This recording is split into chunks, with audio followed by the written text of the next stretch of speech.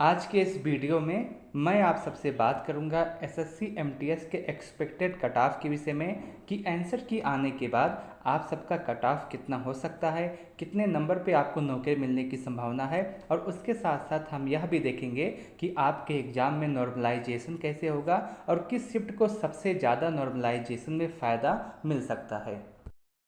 दोस्तों, जैसा कि आप सबको पता होगा, इस बार जो टोटल पदों पे आपकी वैकेंसी आई है उसकी संख्या 1558 है। टोटल 1558 पदों पे आपकी वैकेंसी आई है, जिसमें आपका एमटीएस का 1189 और उसके साथ साथ हवलदार का 360 पदों पे आपकी वैकेंसी आई है। और इस 1558 पदों के लिए जो टोटल आवेदन हुए हैं उनकी संख्या 26 लाख है। 26 लाख बच्चों ने आवेदन किया है, लेकिन ये सिर्फ आवेदन करने वाले बच्चों की संख्या है। पेपर देने वाले बच्चों की संख्या और भी ज़्यादा कम है, क्योंकि जो ऑफिशियल डाटा आया है उसके हिसाब से अगर हम देखें तो सिर्फ और सिर्फ 45% बच्चों ने एग्ज़ाम दिया है, बाकी सभी बच्चों ने अपना एग्ज़ाम स्किप कर दिया है।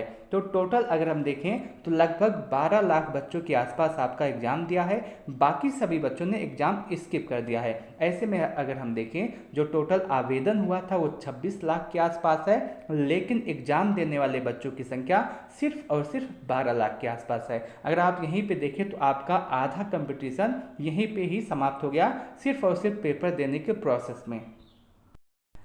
अगर हम पेपर के लेवल की बात करें तो आपका जो पूरा पेपर था वो मॉडरेट आया था, लेकिन इसमें जीके जीएस का जो सेक्शन था इसको आप हार्ड कह सकते थे, और इंग्लिश वाला जो पेपर था इसको आप मॉडरेट कह सकते थे। ओवरऑल पेपर का जो लेवल है ये मॉडरेट से हार्ड की तरफ से था, बहुत ज़्यादा इजी नहीं था। अगर आप देखेंगे बहुत सारे बच्चे कह रहे थे एग्जाम से निकलने के बाद कि पेपर बहुत ही ज़्यादा इजी है। अगर आंसर की आने के बाद आप देखेंगे तो बहुत सारे बच्चों के नंबर कम हुए हैं, और आप सभी देखेंगे इस बार कट ऑफ आपका ज़्यादा नहीं जाएगा। वहीं मैथ और रीजनिंग का जो रोल इस बार है उसमें कोई भी मतलब नहीं है। अगर आप मैथ और रीजनिंग के सेक्शन में अगर आप युवार हैं तो आपको 12 प्रश्न करने अनिवार्य है, यदि आप ओबीसी हैं तो आपके लिए 10 प्रश्न, और यदि आप एसटी हैं तो आपके लिए सिर्फ और सिर्फ 8 प्रश्न करने हैं। यदि आप इतने प्रश्न कर लेते हैं तो आप मैथ और रीजनिंग के सेक्शन में क्वालिफाई हो जाएंगे। अगर आप इतने नंबर नहीं कर पाते हैं तो आप पूरी तरह से एग्जाम में बाहर हो जाएंगे। जीके या इंग्लिश के सेक्शन में आपका कितना भी अच्छा स्कोर क्यों ना हो,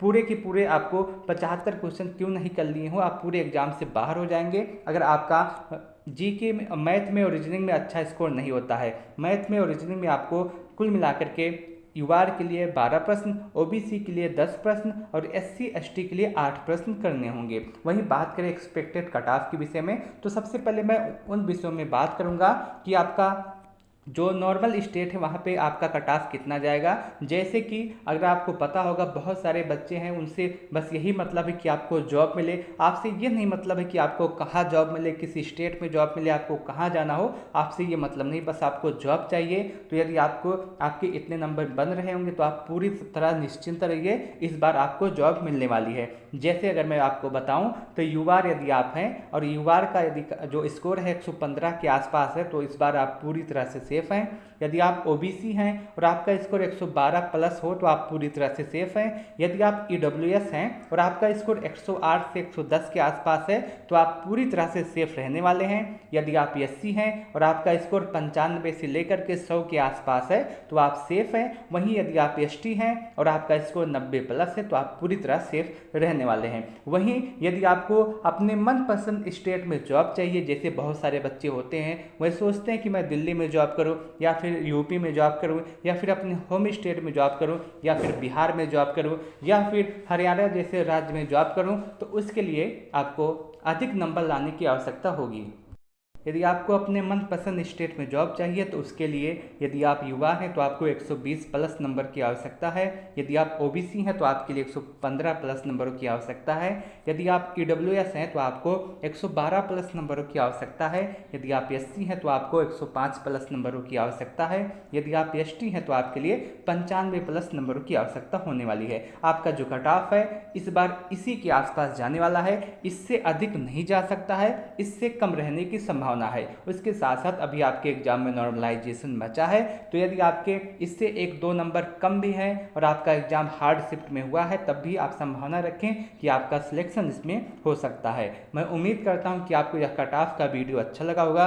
यह मेरा पहला वीडियो है। अगर आपको यह वीडियो अच्छा लगा हो तो आप इस वीडियो को लाइक कर सकते हैं। अपने दोस्तों के साथ इस वीडियो को शेयर करना न भूलें। उसके साथ साथ आपके जो भी सुझाव हैं, आपका स्कोर कितना है, आप कमेंट सेक्शन के माध्यम से जरूर बताइएगा। और इस बार आपके हिसाब से कट ऑफ कितना जा सकता है, ये भी हमें कमेंट करके जरूर बताइएगा। आप लिख दीजिएगा कि आपका एग्जाम किस शिफ्ट में हुआ था, किस डेट को हुआ था, और आंसर की आने के बाद आपका स्कोर कितना बन रहा है। मैं आपको बताने का प्रयास करूंगा कि आगे आपका सिलेक्शन इसमें हो सकता है या नहीं। इस वीडियो को लास्ट तक देखने के लिए आप सबका बहुत बहुत धन्यवाद।